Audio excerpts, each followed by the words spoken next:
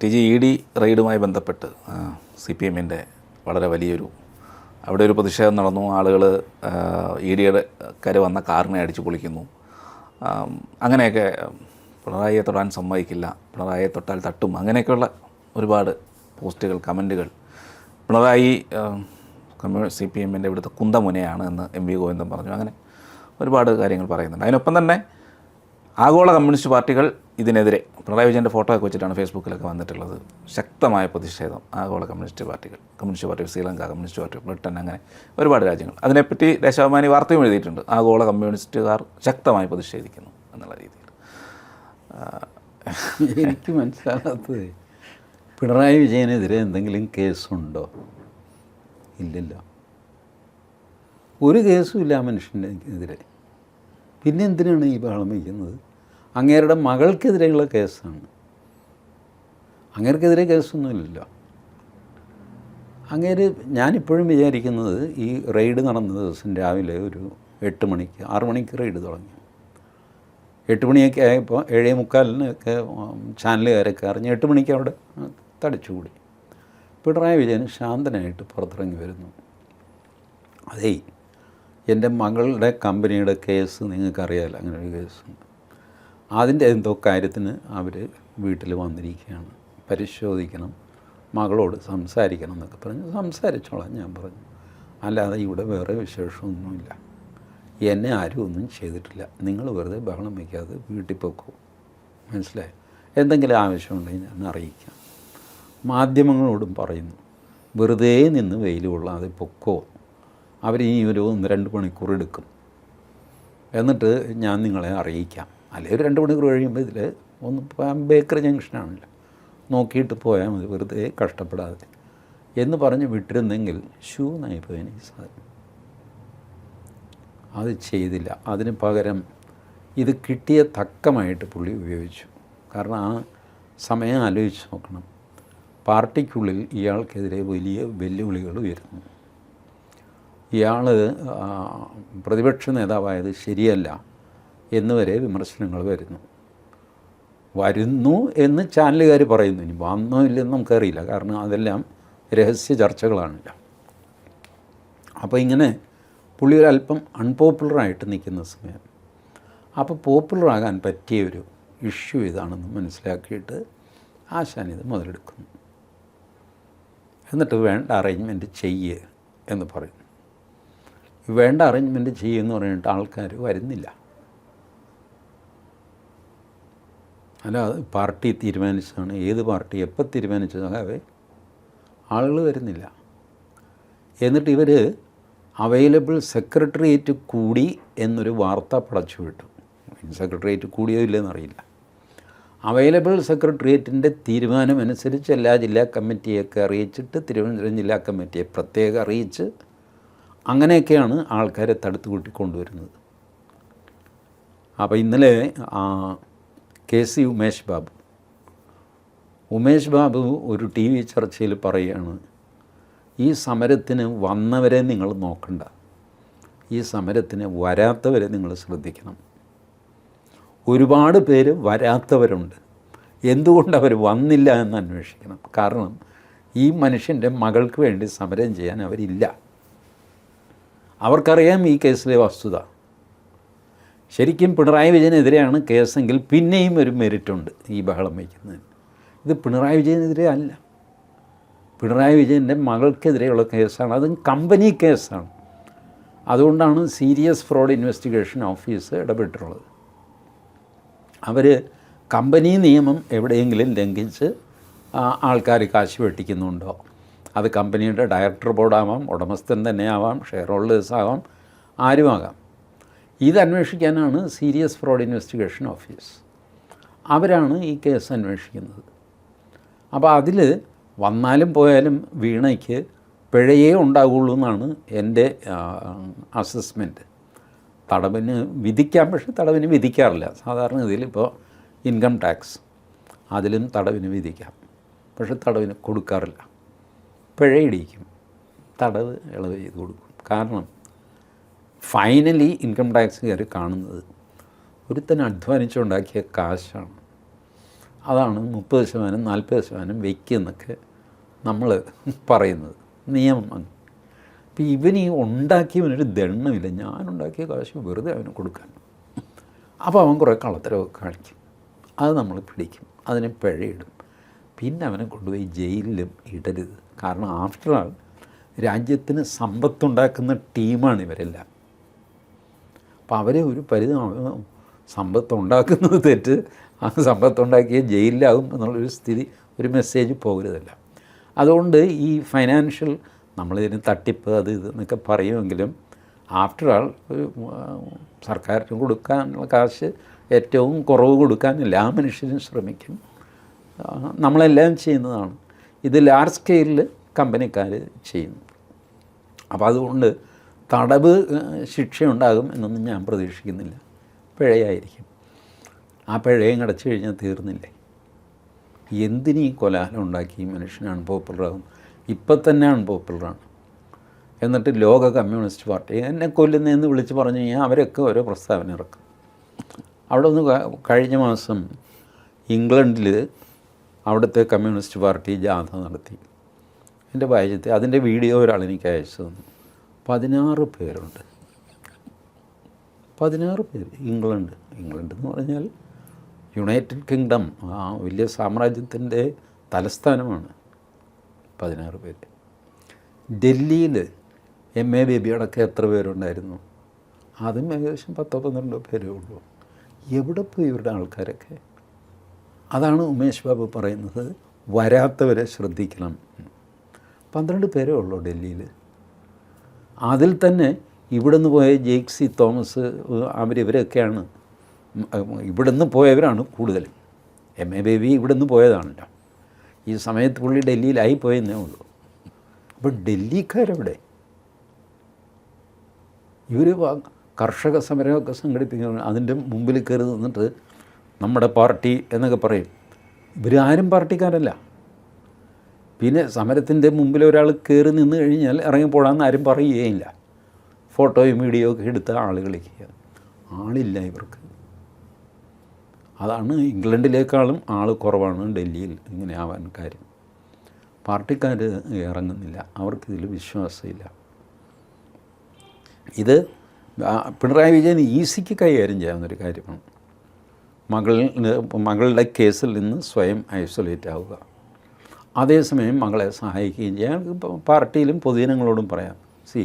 ഒരു കേസ് വന്നു എന്ന് വിചാരിച്ച് എനിക്കെൻ്റെ മകളല്ല എന്ന് പറയാൻ പറ്റുമോ? ഉപേക്ഷിക്കാൻ പറ്റുമോ? വീട്ടിൽ നിന്ന് ഇറക്കി വിടാൻ പറ്റുമോ? അവൾ പറയുന്നത് ഞാൻ നിഷ്കളങ്കയാണ്, ശരി, ഞാൻ ഒരു കുറ്റവും ചെയ്തിട്ടില്ല. ശരി, ഇനി കോടതി തീരുമാനിക്കട്ടെ. അതുവരെ എൻ്റെ വീട്ടിൽ അവൾക്ക് താമസിക്കാം. അവർക്ക് വക്കീലിനെ വയ്ക്കണം, ആരോ സഹായിക്കണം. അതൊക്കെ ഒരു അച്ഛൻ എന്നുള്ള നിലയ്ക്ക് ഞാൻ ചെയ്യാറുണ്ട്. പക്ഷെ അവളുടെ കേസിൽ എനിക്ക് യാതൊരു പങ്കുമില്ല. അങ്ങനെ മകളെ സംരക്ഷിക്കുകയും ചെയ്യാം, കേസിൽ നിന്ന് പിണറായിക്ക് ഊരുകയും ചെയ്യാം. ഇപ്പോൾ പിണറായി EDയെ തല്ലാനും കൊല്ലാനും ഒക്കെ പോയ സ്ഥിതിക്ക് ഇത് കൂടുതൽ സീരിയസ് ആകും. ആർക്കായാലും ഒരു വാശി കയറുമല്ല. EDക്കാർക്കും ഡൽഹിയിലൊക്കെ അവർ ऐसा ठीक है देख लेंगे उसको. ഈ അന്താരാഷ്ട്ര കളികളൊക്കെ അരവിന്ദ് കെജ്രിവാൾ കളിച്ചതല്ലേ. ഇങ്ങേർക്കിപ്പോൾ എണീറ്റ് നിൽക്കാൻ ജീവനില്ലാത്ത ഇംഗ്ലണ്ടിലെ കമ്മ്യൂണിസ്റ്റ് പാർട്ടി, വെനസ്വേലയിലെ കമ്മ്യൂണിസ്റ്റ് പാർട്ടിയെ ആശംസ അർപ്പിക്കുന്നതേ ഉള്ളൂ. കേജ്രിവാൾ അങ്ങനെ ആയിരുന്നില്ല. കൊളംബിയ യൂണിവേഴ്സിറ്റി, അമേരിക്കയിൽ നിന്നൊക്കെയാണ് അയാൾക്ക് സപ്പോർട്ട് വന്നത്. വലിയ ആൾക്കാരിത് ഇന്ത്യയിൽ ജനാധിപത്യം തകർന്നു എന്ന് പറഞ്ഞുകൊണ്ട് Reuters, Washington post, New York times ഇവരൊക്കെ വാർത്ത കൊടുത്തതാണ് അയാൾക്ക് സപ്പോർട്ടായിട്ട്. പിണറായി വിജയൻ ഈ ചീള് കേസല്ലേ. എന്നിട്ടെന്താ പിടിച്ച് ചുമ്മാ കത്തിട്ടു കേജ്രിവാളിനെ. അവസാനം കോടതിയിൽ അവതാ പറഞ്ഞ് ജാമ്യം വാങ്ങിച്ചാണ് പുറത്തിറങ്ങിയത്. അതുകൊണ്ട് ഈ അന്താരാഷ്ട്രമായ പിന്തുണയെന്നും ഒരു ED പറയുകയാണ്, ഇതിലും വലിയ പിന്തുണക്കാരനെ ജയിലിലിട്ട ആളാണ് ഞങ്ങൾ, അതുകൊണ്ട് അയാളെയും പിടിച്ച് ജയിലിടുമെന്ന് പറഞ്ഞാൽ എന്തു ചെയ്യും? വയസ്സുകാലത്ത് ഒരു കേസും ഇല്ലാത്തടത്ത് പിണറായി വിജയൻ എങ്ങനെയെങ്കിലും ഒരു കേസ് തൻ്റെ നെഞ്ചത്തേക്ക് കൊണ്ടുവരാൻ ആഗ്രഹിക്കും. നമുക്ക് എന്ത് ചെയ്യാൻ പറ്റും? വയസ്സുകാലത്ത് ഇങ്ങനെ ആരെ ഈ ബുദ്ധിയൊക്കെ ഉപദേശിച്ചു കൊടുക്കുന്നത്? സിമ്പിളായിട്ട് ഊരാവുന്ന കാര്യം വളരെ കോംപ്ലിക്കേറ്റഡ് ആക്കി. ഇപ്പോൾ ഈ ED തല്ലാൻ പോയവരൊക്കെ കുറച്ച് പേരൊക്കെ അറസ്റ്റിലായിട്ടുണ്ട്. അപ്പോൾ സമര യുവത്വങ്ങളെ തല്ലിക്കെടുത്താൻ കഴിയില്ല എന്നൊക്കെ SFI പോസ്റ്റ് ഇട്ടിട്ടുണ്ട്. അല്ല, അത് ഒരു രാഷ്ട്രീയ നേതാവ് ആകുന്നത് എങ്ങനെയാണ്? കേരളത്തിൽ വിദ്യാർത്ഥി രാഷ്ട്രീയത്തിൽ പോവുക, അക്രമം നടത്തുക, പിന്നെ DYFIയിൽ ചേരുക, അക്രമം നടത്തുക, അപ്പോൾ അടുത്ത തെരഞ്ഞെടുപ്പിന് നിൽക്കാൻ യോഗ്യനാവും. അക്രമം നടത്തുന്ന, അക്രമത്തിന് നേതൃത്വം കൊടുക്കുന്നവരെയൊക്കെ TV-ക്കാർ പൊക്കിവിടും. അവർക്ക് കൂടുതൽ റീച്ച് കിട്ടും. അതോടെ അടുത്ത സ്ഥാനാർത്ഥിയാവും. ചിലർ ഈ അക്രമത്തിൽ പെടാതെ, തല്ലുകൊള്ളാതെ, സൂത്രത്തിന് നിന്ന് TV വഴി മാത്രം കയറിപ്പോകുന്നവരുണ്ട്. അതൊരു റൂട്ടാണ്. സാമർഥ്യമുള്ളവർ അങ്ങനെയും കയറിപ്പോകാറുണ്ട്. അതിപ്പോൾ മാർക്സിസ്റ്റ് പാർട്ടി മാത്രമല്ല, എല്ലാ പാർട്ടിയിലും യുവ നേതാക്കൾ എന്ന് പറഞ്ഞാൽ എന്താ? KSU, SFI, ABVP ഇതിലൊക്കെ കച്ചറയുണ്ടാക്കി അടി വാങ്ങുന്ന ആൾക്കാർ, അവരാണ് യുവ നേതാക്കൾ.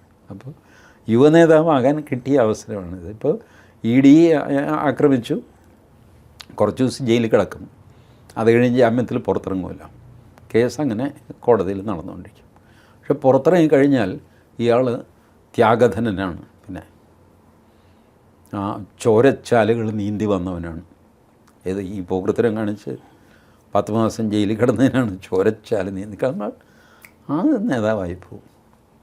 You look at all young leaders in every party ഒക്കെ ഇതാണ്. പലരും ഇവരെ ഉപദേശിക്കുന്നതൊക്കെ ഞാൻ കാണുന്നുണ്ട് സോഷ്യൽ മീഡിയയിലൊക്കെ. പിള്ളേരെ, നിങ്ങളിങ്ങനെ തല്ലുകൊണ്ട് ആവശ്യനിലയിലാകും. നിങ്ങളുടെ നേതാക്കളുടെയൊക്കെ മക്കൾ നോക്കൂ, അവർ ഇംഗ്ലണ്ടിലും അമേരിക്കയിലും ഒക്കെ പഠിക്കുന്നു. എന്താ ഈ പിള്ളേർക്ക് ഇതൊന്നും അറിയില്ല എന്നാണ് ഈ ഉപദേശികളുടെ വിചാരം. ഒരുപാട് പേര് ഉപദേശിക്കുന്നുണ്ട്, നിങ്ങളിങ്ങനെ മണ്ടത്തരം കാണിക്കരുത്. അങ്ങനെയല്ല, അവർക്കറിയാം അവർ കാണിക്കുന്നത് മണ്ടത്തരമല്ല. അവരിവിടുത്തെ രാഷ്ട്രീയത്തിൽ നേതാവാകാൻ കളിക്കുകയാണ്. ചിലരൊക്കെ പരാജയപ്പെട്ട് പോയി എന്ന് വരും, അത് വേറെ കാര്യം. ഇതൊരു ജീവൻ മരണ പോരാട്ടമാണ്. എല്ലാവർക്കും ഒന്നും നേതാവാകാനോ MLA ആകാനോ മന്ത്രിയാവാനോ പറ്റില്ല. പക്ഷേ ഈ ക്വാളിഫിക്കേഷൻ അക്വയർ ചെയ്യണം. ആദ്യം പോലീസുമായിട്ട് അടി കൂടണം, ജലപീരങ്കിയിലും നനയണം, കുറച്ച് ദിവസമെങ്കിലും ജയിലിൽ കിടക്കണം, TV ചർച്ചയിൽ എങ്ങനെയെങ്കിലും പങ്കെടുക്കണം, അതിൽ അസാമാന്യമായിട്ട് ക്ഷോഭിക്കണം, ആങ്കറേയും അപ്പുറത്തിരിക്കുന്നവരെയൊക്കെ അപ്പൂപ്പനെ കൂട്ടി ചീത്ത പറയണം. ഇങ്ങനെയൊക്കെ ചെയ്താണ് കേരളത്തിൽ നേതാവാകുന്നത്. അത് നേതാവാകാൻ വേണ്ടിയിട്ടാണ് ഈ പരിപാടിയൊക്കെ ചെയ്യുന്നത്, അല്ലാതെ അവർ പൊട്ടന്മാരായിട്ടല്ല. എല്ലാവർക്കും അറിയാം രാഷ്ട്രീയ നേതാക്കളുടെ മക്കൾ ഫോറിനിലാണ് പഠിക്കുന്നത്. അത് ഈ സോഷ്യൽ മീഡിയയിലെ ഉപദേശികൾ പറഞ്ഞു കൊടുക്കേണ്ട അവർക്ക്. ഈ ഉപദേശിക്കുന്നവരോടാണ് എനിക്ക് പറയാനുള്ളത്, നിങ്ങൾക്ക് മനസ്സിലാവുന്നില്ല, ഈ കുട്ടികൾ അറിയാതെ ചെയ്യുന്നതല്ല, ഇത് അറിഞ്ഞുകൊണ്ട് ചെയ്യുന്നതാണ്. ഇങ്ങനെ ചെയ്താലേ നേതാവാകുള്ളൂ. നിങ്ങൾ പോലും ഇയാൾ നേതാവാണെന്ന് സമ്മതിക്കണമെങ്കിൽ ഈ കാര്യങ്ങൾ മുഴുവൻ ചെയ്തിരിക്കണം. പറ്റുമെങ്കിൽ 2 പെൺപിള്ളേരെ ഉപദ്രവിക്കുകയും കൂടെ വേണം. അതിൻ്റെ 2 കേസ് ഉണ്ടാവണം. അതിൻ്റെ സ്ക്രീൻഷോട്ട്, വാട്സാപ്പ് ഇതൊക്കെ വരണം. അങ്ങനെ നിങ്ങൾ മെല്ലെ ഹീറോ ആയിട്ട് വരും. വളരെ സൂക്ഷിച്ച് വേണം കളിക്കാൻ, അല്ലെങ്കിൽ ഈ രാഹുൽ മാങ്കൂട്ടത്തിനെ പോലെ പെട്ടുപോകും ചിലപ്പോൾ. രാഹുൽ മാങ്കൂട്ടങ്ങളിൽ ഈ റൂട്ടിലൂടെ വളരെ വേഗം മുകളിലേക്ക് വന്നു. ഇപ്പം വേണേൽ മന്ത്രിയായേനെ. ഇപ്പം മന്ത്രിയാകാമായിരുന്നു, ബട്ട് എവിടെയോ പിഴച്ചുപോയി. അപ്പോൾ അങ്ങനെ വളരെ സൂക്ഷിച്ച് നിൽക്കണം. നിന്നില്ലെങ്കിൽ കൂടെയുള്ളവർ തന്നെ ചതിക്കും. പാർട്ടിയുടെ ജാഥ, പ്രതിഷേധ ജാഥ, അപ്പോൾ അതിന് പോലീസ് പെർമിഷനൊക്കെ എടുക്കണം. തലേദിവസം തന്നെ CIക്ക് 2 രൂപയുടെ സ്റ്റാമ്പ് ഒട്ടിച്ച് അപേക്ഷ കൊടുത്ത് പെർമിഷനൊക്കെ എടുക്കും. അപ്പോൾ ജില്ലാ കമ്മിറ്റിയിൽ നിന്ന് CIയെ വിളിക്കും. സാർ, നാളെ ഞങ്ങളുടെ ജാഥയുണ്ട്. വന്നിരുന്നു, ഞാൻ പെർമിറ്റ് ചെയ്തിട്ടുണ്ട്. കുഴപ്പമൊന്നും ഉണ്ടാവില്ലല്ലോ അല്ലേ? ചെറിയ കുഴപ്പമുണ്ടാവും. ഇച്ചിരി നോൺ വെജിറ്റേറിയൻ ആയിരിക്കും ജാഥ. ഈ ജാഥയിൽ അക്രമത്തിന് പേര് നോൺ വെജിറ്റേറിയൻ എന്നാണ്. പോലീസ് ചോദിക്കും, വെജോ നോൺ വെജോ? ശക്കലൻ നോൺ വെജാണ് സാറേ. അപ്പം ജലപീരങ്കി കരുതണം. അത്യാവശ്യം. പിന്നെ സാർ, ഞാൻ വിളിച്ചതേ പറഞ്ഞു. അതിൻ്റെ മുമ്പിലേ ചുമപ്പിൽ പച്ച വര ഉള്ള ഷർട്ടുമായിട്ടൊരു ചെറുക്കൻ ഉണ്ടാവും, ഒന്ന് ഗവനിച്ചേക്കണം. ആളിന് ഇച്ചിരി നെകളിപ്പോൾ കൂടുതലാണ്. ഈ ചെറുക്കൻ അടി കിട്ടും. ഇവന് 6 മാസം ആശുപത്രി കിടക്കും. അവൻ്റെ പേരിൽ പ്രതിഷേധ ജാഥ നടത്തും. ഫോൺ ചെയ്ത ഞാൻ തന്നെ ആ ജാഥ മുമ്പിലുണ്ടാവും. ഞാനാണ് അവനെ ഒതുക്കിയിരിക്കുന്നത്. കാരണം ഭയങ്കര സ്മാർട്ടാണ്, കൈക്കൂലി വാങ്ങുന്നില്ല, പാർട്ടിയിൽ വളരെ ഇൻ്റലിജൻ്റായിട്ട് സംസാരിക്കുന്നു, എന്നേക്കാൾ നല്ല വാക്സാമർഥ്യം. 6 മാസം കഴിഞ്ഞാൽ എന്നെയും കവച്ച് വെച്ച് മോളിൽ പോവും. അങ്ങനെ പോകണ്ട. ഈ വക റിസ്ക് എല്ലാം എടുത്തിട്ടാണ് ഈ പിള്ളേർ ഇത് ചെയ്യുന്നത്. അസാമാന്യമായ ഒരു നേതാവാകണം, മന്ത്രിയാവണം, അധികാരം കിട്ടണം എന്നുള്ള അസാമാന്യമായ ത്രസ്റ്റ് ഉള്ളിൽ നിന്ന് ഉള്ളവരാണ്. ഫയർ ഇൻ ദ ബെല്ലി എന്ന് പറയും. ഇത് ഉള്ളവരാണ് ഈ ചെയ്യുന്നത്, അല്ലാതെ ബുദ്ധിയില്ലാതെ ചെയ്യുന്നതല്ല. പിന്നെ ഈ പറഞ്ഞ പോലെ ആരെങ്കിലുമൊക്കെ ഒതുക്കപ്പെടുക, ഇതൊക്കെ ഈ താൻ ഒതുക്കപ്പെടും എന്ന് ഈ ചെറുക്കൻ അറിയാമെങ്കിൽ അവൻ എന്നേക്കാൾ മുമ്പേ ഇതും ഒരു മുഴം കണ്ട് എൻ്റെ മുതലാളിയോട് പറഞ്ഞിട്ട് ചേട്ടാ എന്നെ തല്ലിക്കാനാണ് അയാൾ നോക്കുന്നത്. ശരി, ഞാൻ ഒരു കാര്യം ചെയ്യും, നാളത്തെ തല്ല് നീ കൊണ്ടു, പിന്നെ ഞാൻ നോക്കിക്കോളാം. ഇങ്ങനെ ഇതുപോലത്തെ അഡ്ജസ്റ്റ്മെൻറ്റ്സ്, അന്തർനാടകങ്ങൾ എന്തല്ല. ഇതാണ് ചെയ്തുകൊണ്ട് ഈ പിണറായി വിജയൻ ഇത് മനസ്സിലാക്കിക്കൊണ്ടാണ്, പുള്ളിക്കറിയാം, പുള്ളി വിചാരിച്ചു കഴിഞ്ഞാൽ ഈ ഉമേഷ് ബാബു എത്രയോ കാലമായി ടി വി ചർച്ചയിൽ ഇതൊക്കെ പറഞ്ഞുകൊണ്ട് നടക്കുന്നു, അയാളെയൊക്കെ പിണറായി വിജയൻ വകവയ്ക്കുന്നു. അപ്പോൾ വലിയ മധ്യാഹ്ന സൂര്യൻ്റെ മുമ്പിലെ മെഴുകുതിരി പോലെയാണ് ഉമേഷ് ബാബുവിനെയൊക്കെ പിണറായി വിജയൻ കണക്കാക്കുന്നത്. അപ്പോൾ പിണറായി വിജയനെ സംബന്ധിച്ചിടത്തോളം പുള്ളി ചോറും ചെല്ലും ചെലവും കൊടുത്ത് വളർത്തിയ ആൾക്കാരുണ്ട്. പുള്ളി പിൻവാതിൽ നിയമനം നടത്തിയത്, ഇപ്പോൾ കിഫ്ബിയിൽ തന്നെ പിൻവാതിൽ നിയമനം നടത്തിയത് 100 പേരോ മറ്റോ ഉണ്ട്. അവർ പുള്ളിയുടെ ഗേറ്റിൽ വരാതിരിക്കുക വിളിച്ചു കഴിഞ്ഞാൽ. ഇതുപോലെ എത്ര സ്ഥലത്ത് പിൻവാതിൽ നിയമനം കൊടുത്തിരിക്കുന്നു പുള്ളി. ഇതുകൂടാതെ പോലീസിൽ, കേഡർ പോലീസുകളിലെ ADM നവീൻ ബാബുവിൻ്റെ കേസ് അന്വേഷിച്ച ആൾ റിട്ടയർ ചെയ്ത് പിറ്റേ ദിവസം CPM സ്ഥാനാർത്ഥിയായിട്ട് മത്സരിച്ച. അപ്പോൾ അങ്ങനെ കാശ് കൊടുത്ത് വിശ്വസ്തന്മാരെ ഒരുപാട് സൃഷ്ടിച്ചിട്ടുണ്ട്.